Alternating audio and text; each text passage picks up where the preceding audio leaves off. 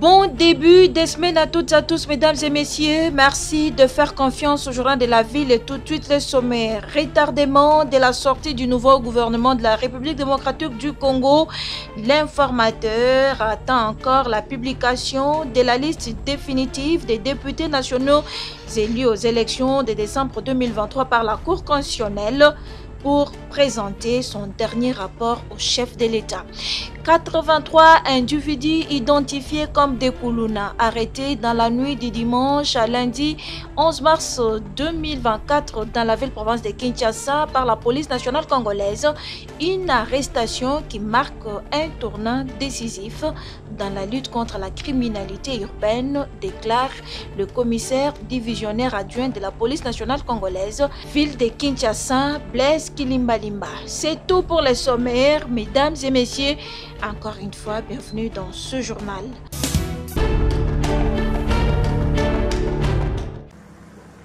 Dans le but d'améliorer la qualité de l'enseignement dans son sous-secteur, le ministre Tony Mwabakazadi a ce lundi 11 mars 2024 dans la matinée procédé au lancement de la formation des formateurs, des inspecteurs dans le cadre de la commission COPEP.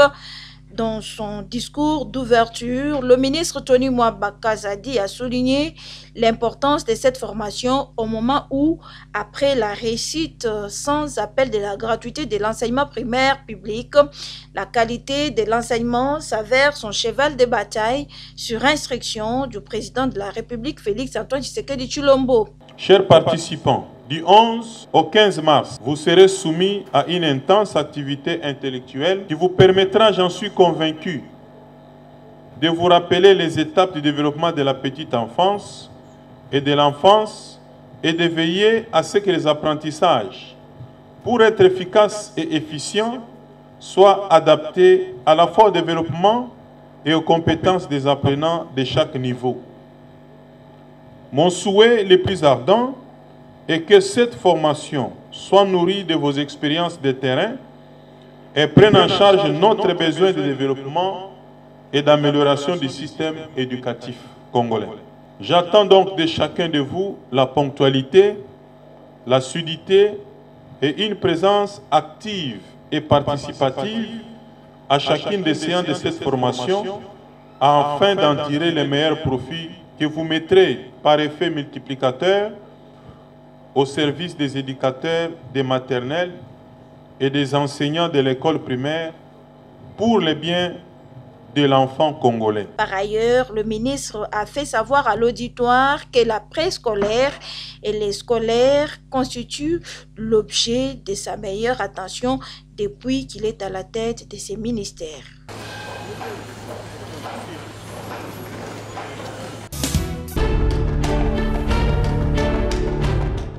La synergie des organisations syndicales et sociales demande au président de la République de se référer au barème du président Kasavubu qui donnait $300 aux huissiers et $3000 au secrétaire général. C'est l'une des plus grandes recommandations, si pas la plus forte, formulée au cours de cet atelier de présentation officielle de la proposition de politique salariale en RDC. À l'issue de ces travaux où les participants ont examiné de fond en comble la situation de précarité qui gangrène la vie professionnelle des agents publics de l'État, les membres de la synergie encouragent les décideurs à initier des réformes courageuses en vue de relever les défis majeurs en cette période où l'exécutif central est en gestation. Parmi les défis figure celui de l'amélioration des conditions de vie et de travail de la masse laborieuse. Les travailleurs congolais, les fonctionnaires congolais sont maintenus dans l'état de pauvreté par ce gouvernement. En faveur des élections de 2018 et celles de 2023, les nouvelles autorités ont nourri l'ambition et ont pris l'engagement d'améliorer le social de la population. Pour matérialiser cet engagement, il s'avère urgent de mettre en place des réformes courageuses, susceptibles de soutenir les politiques publiques et de donner sens au nouveau mandat du chef de l'État et de son prochain gouvernement. Ces réformes seront orientées vers la production en vue de créer les richesses pour tous, mais aussi des réformes sur la gouvernance des finances publiques en vue de redistribuer équitablement les revenus nationaux tels que le recommande la Constitution de la République. Réduire le train de vie des institutions, améliorer les conditions sociales des agents de l'État à travers une vaste politique nationale de rémunération adéquate, lutter contre la corruption, l'impunité et promouvoir la répartition équitable et équilibrée des revenus, voilà ce à quoi s'en tient la synergie des organisations sociales et syndicales, le tout contenu dans un spécimen et manifeste, lequel fera l'objet d'une vaste campagne qui vient d'être lancée et qui se fera sur terrain et auprès des décideurs.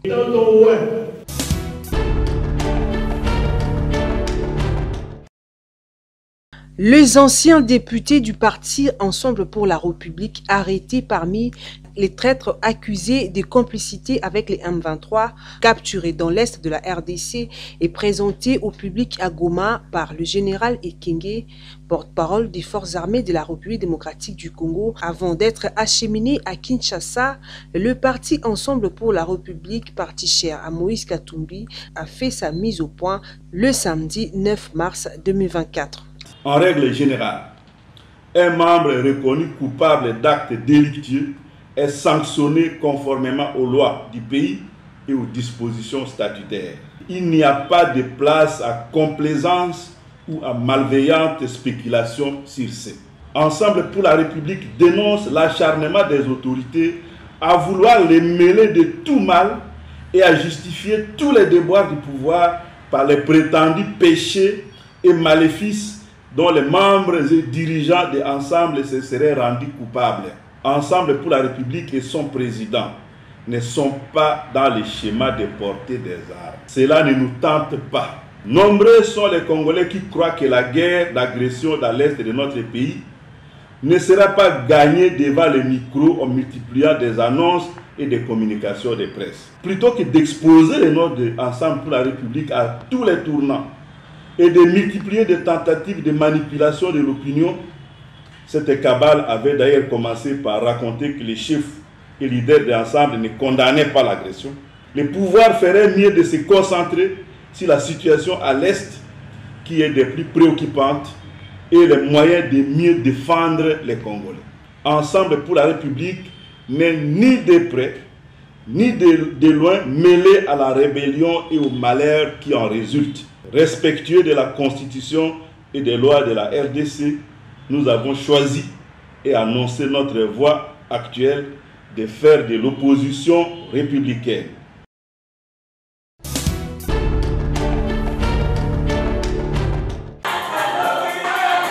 À l'occasion de la célébration du journée dédiée aux droits des femmes, le 8 mars 2024, sous le thème « Investir en faveur des femmes, accélérer les rythmes », l'église Mera dans la commune de Kassavubu a, à travers sa commission des femmes, célébré cette journée avec les mamans et les jeunes filles de cette église par une conférence d'échange avec des invités de marque. Parmi les invités appelés pour animer cette journée, Constance Mbalabou Chimanga, candidate députée nationale et provinciale aux dernières élections du 20 décembre, a quant à elle conscientisé les femmes sur l'importance de cette journée. Chères femmes de l'église Mera, shalom. À l'occasion de la commémoration de la journée internationale des droits des femmes, ce 8 mars 2024, le département de femmes de l'église Mera a jugé utile d'expliquer à la jeune fille et mère l'importance de cette date. Pourquoi seulement journée dédiée aux femmes, mais pas aux hommes? C'est parce que tu es spécial. Femme, c'est parce que tu es spécial. Est-ce objet d'injustice, de discrimination par l'homme?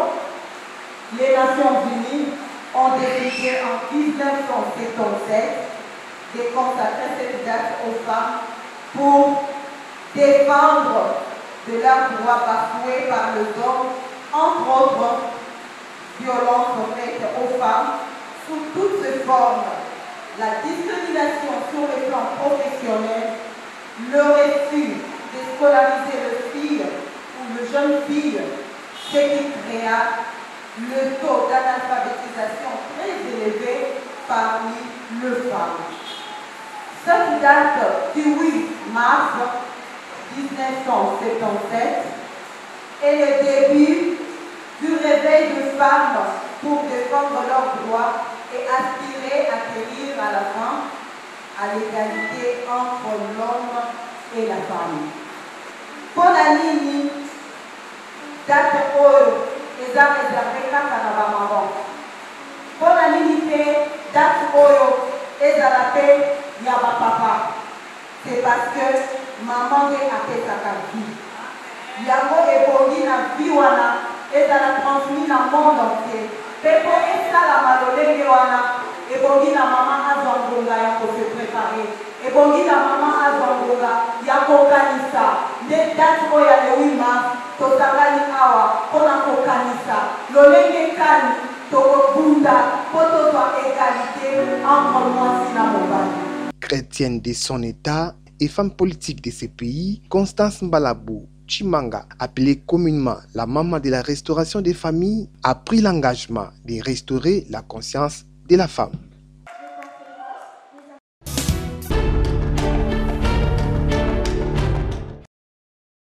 Des réactions continuent de tomber en rapport avec la journée du 8 mars, journée dédiée aux droits de la femme.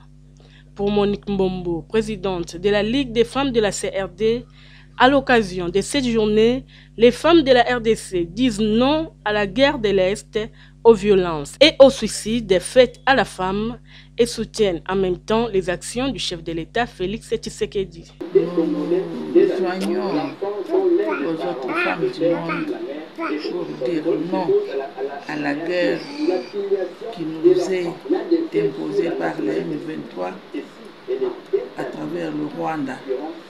Nous disons non aux violences qui sont faites aux femmes et filles de la République démocratique du Congo. Nous disons non aux meurtres, aux suicides, aux massacres qui sont imposés à nos vaillants soldats de la FARDC. Nous soutenons les œuvres et les actions du chef de l'État. Nous disons que, quoi qu'il en soit, les coups, nous allons gagner cette bataille, nous allons gagner cette guerre. La République démocratique du Congo n'est pas à vendre, ni à céder, ni à diviser. La présidente Monique Mbombo a en outre encouragé les femmes à dénoncer et à faire preuve de bravoure. Soyons combattantes. Les femmes, mettez-nous debout.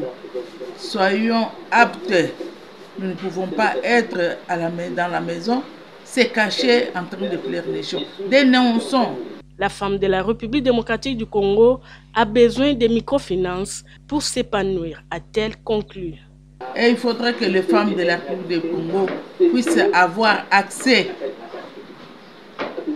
dans des microcrédits, microfinances pour qu'elles puissent se prendre en charge.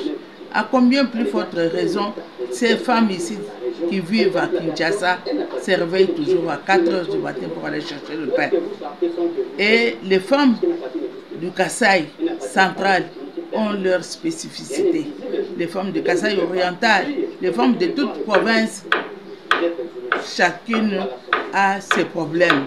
Nous devons mettre fin à ces problèmes-là, puisque nous les femmes, nous devons chercher à accroître, à saisir des opportunités pour pouvoir nous prendre en charge.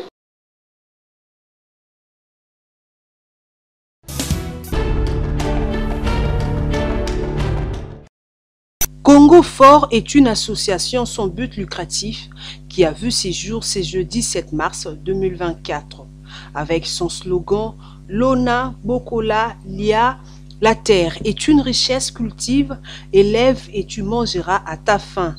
La cérémonie de sa sortie officielle a eu lieu au quartier Bumba, à Ngaliema, en présence des dignes fils et filles du pays qui veulent voir leur Congo renaître de ses cendres grâce à l'agriculture et l'élevage, dans le simple but de mettre fin à l'insécurité alimentaire. Cheval de bataille de cette ASBEL qui compte 12 membres exécutifs et a aussi un cadre juridique. Prenant la parole dans son mot de circonstance, l'initiatrice des Congo Fort, Dr Natacha Ngakuna, a remercié les participants d'avoir réussi de leur présence dans cette cérémonie qui marque le début d'une longue lutte contre la vulnérabilité à l'insécurité alimentaire en RDC. Pourquoi Congo Fort et pourquoi seulement le secteur alimentaire? Cette dernière répond. Pourquoi je dis Congo? Parce que Congo, c'est, je pense au royaume Congo, car pour nos ancêtres, notre pays. Alors fort parce que je pense à la force. Plus on sera, mieux on sera et on sera plus fort. D'où le nom Congo Fort. Alors, pourquoi l'agriculture et l'élevage? Parce que moi, j'ai été candidate députée nationale en décembre 2023. Pendant ma campagne, j'ai rencontré des gens qui me disaient qu'ils ont faim. Le Congolais meurt de faim. Alors, on se dit, on va commencer par les besoins basiques. Manger à sa faim, c'est la base. Donc, si on peut manger à sa faim, une personne qui a suffisamment mangé pourra travailler. Une jeunesse qui travaille, ça sera donc ce sera la force du Congo et ça va augmenter notre économie. Donc c'est vraiment le minimum. Madame Natacha Ngakuna est revenue en outre sur les réalisations déjà faites par Congo Fort. Alors nous avons déjà commencé par l'élevage porcin, donc il fallait bien commencer quelque part. Nous avons loué un terrain où nous avons construit quelques box et l'élevage porcin a déjà commencé. On est en train d'étudier la faisabilité justement des cultures. On a des experts, donc voilà.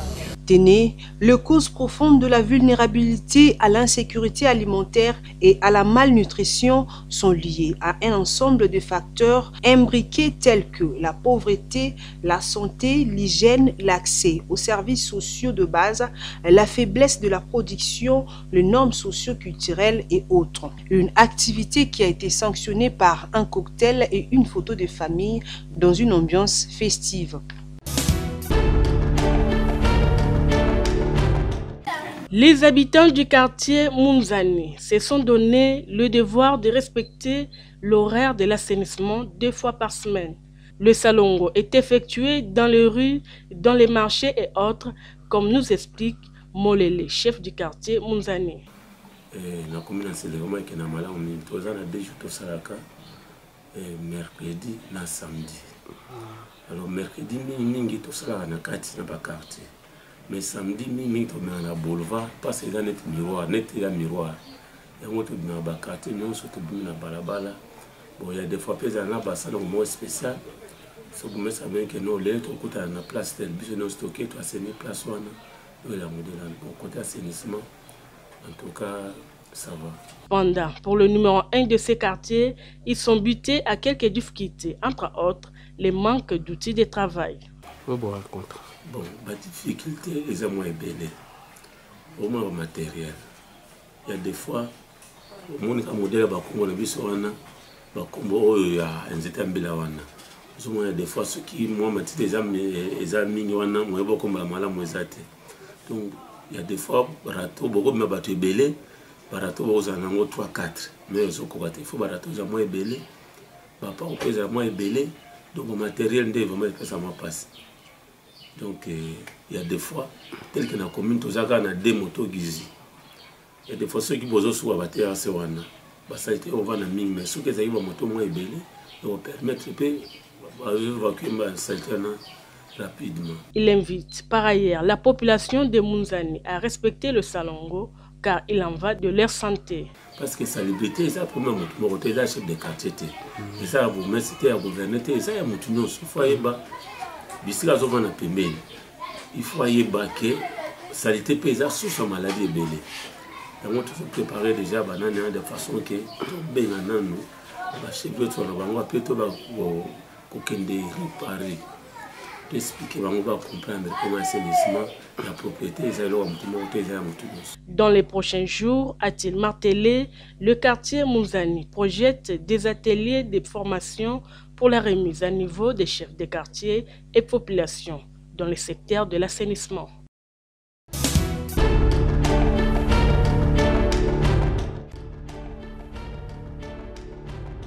La Direction générale des recettes de Kinshasa, DGRK en sigle, rappelle les contribuables, personnes physiques et morales assujetties aux actes générateurs de recettes non fiscales, notamment ci-après la taxe de pollution sur les installations classées de la catégorie 1, B et 2, la taxe rémunératoire annuelle sur les installations classées des catégories 1B et 2, les droits de délivrance des certificats d'homologation pour les restaurants des 0 à 1 fourchette et similaires d'une agence de voyage de catégorie C et D pour hôtels des 0 à 1 étoile et similaires.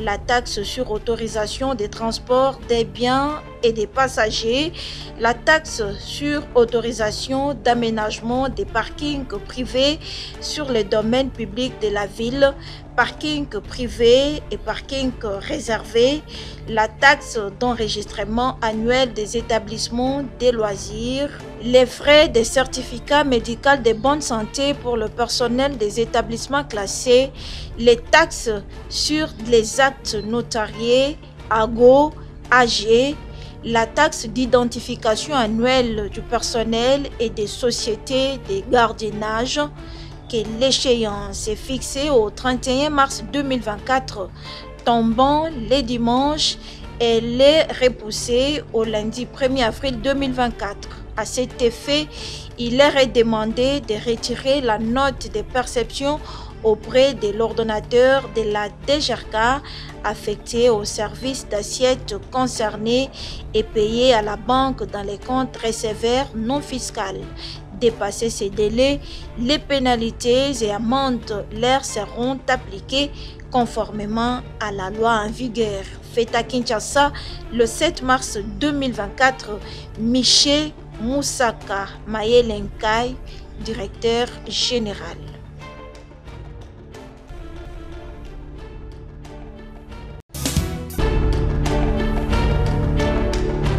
Direction générale de recettes de Kinshasa rappelle les contribuables, personnes physiques et morales, que l'échéance du paiement de l'impôt foncier exercice 2024 et de l'impôt sur le revenu locatif exercice 2024, revenu 2023, est prorogée au 31 mars 2024.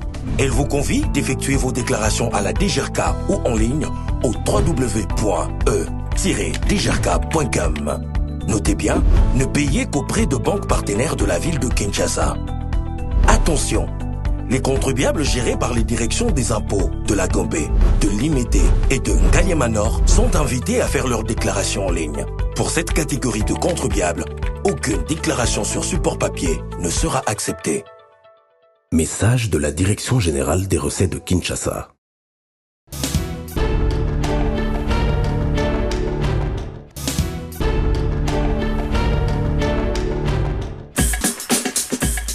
Nous sommes arrivés à la fin de ce journal de la ville, mesdames et messieurs.